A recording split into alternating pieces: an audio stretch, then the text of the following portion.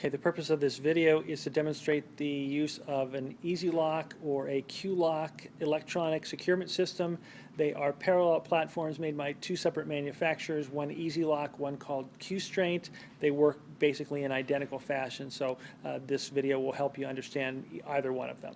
So the basic setup here, you'll see on our display, this is set up as a driver's side, but it can be placed on passenger side, midship, wherever you need. If you're driving, you must have one of these because you cannot use a strap system because the law requires you to be able to independently engage and disengage from the securement system, which you can't do with a strap system.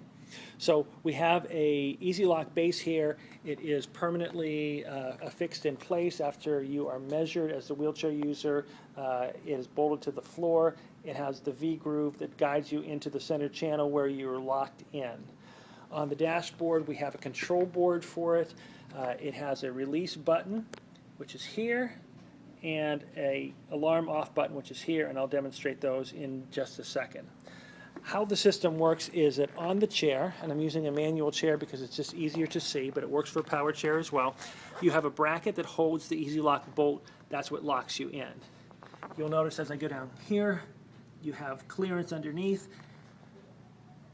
The point is parallel basically to the contact points with the wheels, so as you go over things such as a door threshold, your wheels go up, so does the Easy Lock bolt, and you're dragging.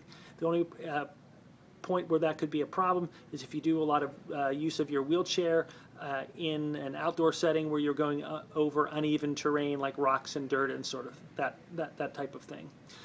So how this works is you literally drive the wheelchair forward into the Easy Lock. You'll see as we get in there, it guides you into the center, locks in, and then you are locked.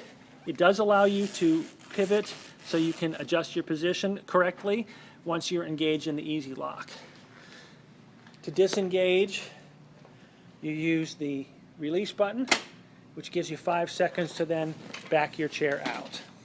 Okay?